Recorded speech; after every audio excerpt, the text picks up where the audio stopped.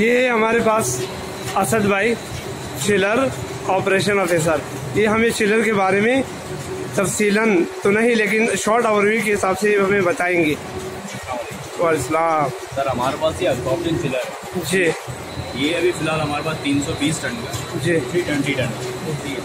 अभी फ़िलहाल हम इसको आपके पार्ट्स बताएंगे कि इसके अंदर कौन कौन से पार्ट्स होते हैं, किस किस चीज़ की क्या क्या अहमियत होती है, क्या क्या बहुत ज़्यादा अहम है, किस किस चीज़ की कम अहमियत है।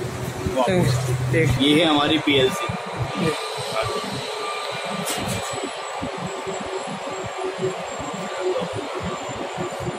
ये है हमारे पास अब्जॉर्बर जी, ये समझ लें कि हमारे चिलर के लंग्स हैं ये। इसके बगैर हमारा चिलर अधूरा है। इसके बीच में आ जाएंगे एवापोरेटर, ये एवापोरेटर है, ये हमारी प्रोडक्शन हॉल है, यहाँ पर हमारा प्रोडक्ट तैयार होता है जी।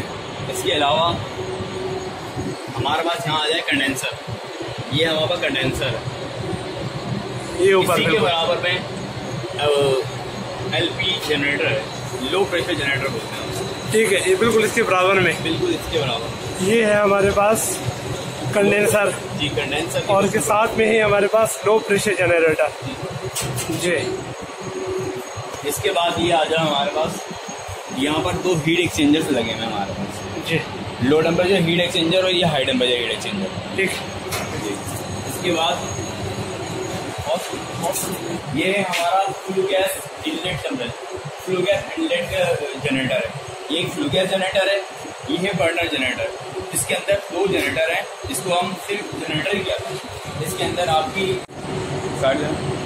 हाँ, जिस तरीके से ये फ्लू गैस इनलेट है, यहाँ पर फ्लू गैस कोई भी जनरेटर की एग्जॉस्ट यहाँ पर आएगी, इसे हम रिकवर करके फिर फिजा के अंदर अलाउंस करें। अच्छा, इसके अंदर ये देखें बर्नर लगा हुआ, ये बर्नर हम इसे फ्लू गैस नेचुरल गैस पे भी चला सकते हैं और इसे डीजल पे भी चला सकते हैं।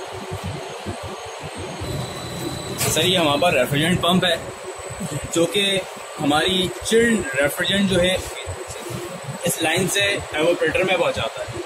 ये हमारे पास बटरफ्लाई वॉल दिया हुआ है इसके अंदर एडजस्टमेंट के लिए, इसे हम कहते हैं यू बैंड की लाइन, यू बैंड की लाइन जी। ये है हमारा वैक्यूम पंप। हाँ, देखिए वैक्यूम पंप सर, हमारी जो चिलर है वो सबसे बेस्ट जो है इसकी वैक्यूम, अगर इसमें वैक्यूम नहीं होगा तो चिलर का कोई फायदा नहीं।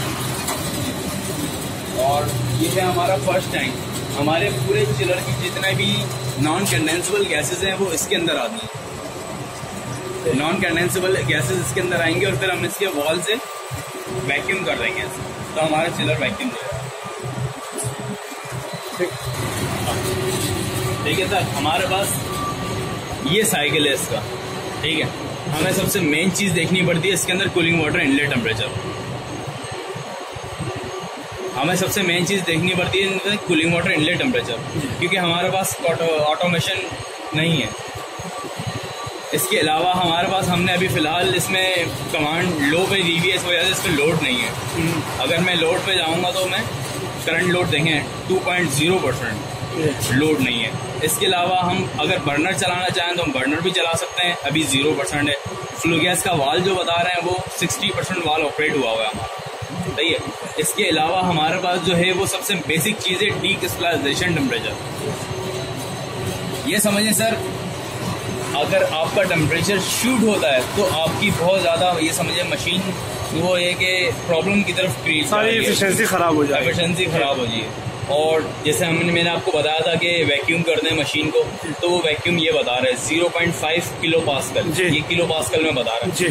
अगर हम इसे, ये तो फिलहाल अभी नॉर्मल है, पर अगर चिलर ज़्यादा लोड पे चले या 1 kPa पे आएगा तो आप हमें 2.0 या 2.5 kPa भी आएगा तो हमें नीड होगी इसे वैक्यूम करने की, फिर हम पंप चला के उसे वैक्यूम करेंगे, ठीक है जी। इसके अलावा हमारा ये है कंडेंसर टेम्परेचर। कंडेंसर टेम्परेचर ये होता है सर, हमारे पास जो कूलिंग वाटर जो कूलिंग टावर से आ रहा है उससे हीट एक्सचेंज करती है हमारी रेफ्रिजरेंट, जो रेफ्रिजरेंट अपने फॉर्म चेंज कर दी है, ये उस टेम्परेचर है, स्टैटिक टेम्परेचर जिसके बताते हैं, ये उस टेम्परेचर का बता रहे हैं।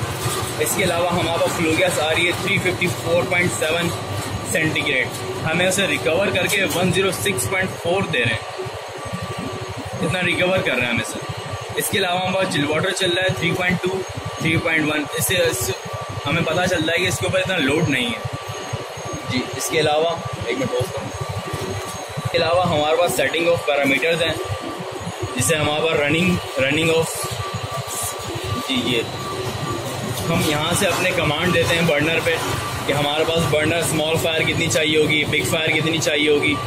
इसके अलावा हमारे पास सोल्यूशन पंप हो गया, रेफ्रिजरेंट पंप हो गया। इसके अलावा हमारे पास ये होता है टेम्परेचर, इस पर हम सेट कर रहे हैं अभी फ़िलहाल। हमारे पास जो बर्नर है वो 14 सेल्सियस पे ऑन होगा और हमारे पास जो फ्लू गैस का वाल है वो 12 सेल्सियस पे ऑन होगा। हमें अगर कमांड इसकी चेंज करनी है तो हम इसे 13.0 भी कर सकते हैं जी। ये देखें 13.0 चिल वाटर आउटलेट का हम इसे सेट करेंगे, इसको सेट हो गया। ये देखें हमारा वाल जो है वो बढ़ने की तरफ जा रहा है। हाँ, फ्लू गैस इनलेट पर हमारे जी हमारे पास जो पंप्स लगे हुए हैं वहाँ पर, ये उसके हर्ट्स बता रहा है। हमारे पास ABS पंप जिसे कहते हैं हम, ABS पंप जी, ये है हमारा एवोपरेशन टेम्परेचर। एवोपरेशन टेम्परेचर ये होता है कि हमारा प्रोडक्शन हॉल जो है वो, जिसे हम एवोपरेशन बोल रहे हैं, उस हॉल का टेम्परेचर बता रहा है जी जी ठीक। इसके अलावा हम यहाँ से सिस्टम ऑन करते हैं, यहाँ से सिस्टम ऑन ऑफ करते हैं। ये हमारे पास है वैक्यूम, ये हमारे पास है वैक्यूम सिस्टम। हम इसे यहाँ से वैक्यूम स्टार्ट कर देंगे, ये हमारे पास वैक्यूम स्टार्ट हो गया जी जी। कोई भी प्रॉब्लम आती है अगर हम इसे ऑटो पे भी ले सकते हैं। ऑटो के ऊपर हमारे पास 2.0 पे हमारा पंप स्टार्ट, 9.0 पे हमारा पंप स्टार्ट हो जाएगा और 2.0 पे हमारा सिस्टम ऑफ हो जाएगा ठीक है। इसके अलावा कोई भी फॉल्ट वगैरह कुछ भी आता है तो यहाँ पर वो इंडिकेट कर देगा जी। सिस्टम फॉल्टी लिखा हुआ है हमारे पास। ये हमारे पास जनरेटर का लेवल बता रहा है जी कि जनरेटर लेवल क्या है क्या नहीं है। अगर ज़्यादा है तो आप वो पंप को कमांड देता है कि भाई इसके हर्ट्स कंट्रोल के लिए जी। ये देखें अभी 10 हर्ट्स चल रहे हैं जी। अभी इसकी जैसी हर्ट्स बढ़ जाएंगे, जैसे 50 हर्ट्स होगा, यहाँ 50 होगा जी, फिर 10 होगा ये इसको ठीक है। ये हमारे पास बता रहे हैं 2 जनरेटर, मैंने पहले भी आपको बताया 2 जनरेटर लगे हैं हमारे पास। एक जनरेटर है हमारे पास G फॉर जनरेटर का और B फॉर बर्नर का। ये 2 जनरेटर है हमारे पास। यहाँ पर जो हीट ऑफ सोर्स आ रही है हमारे पास 191 और 391, वो इसे हमें टेम्परेचर देना है, इसका टेम्परेचर हमें यहाँ देना है। इस वजह से हमारा पूरे जो सिस्टम चल रहा है वो सिर्फ फ्लू गैस पे चल रहा है, क्योंकि हमारा बर्नर बिल्कुल बंद है।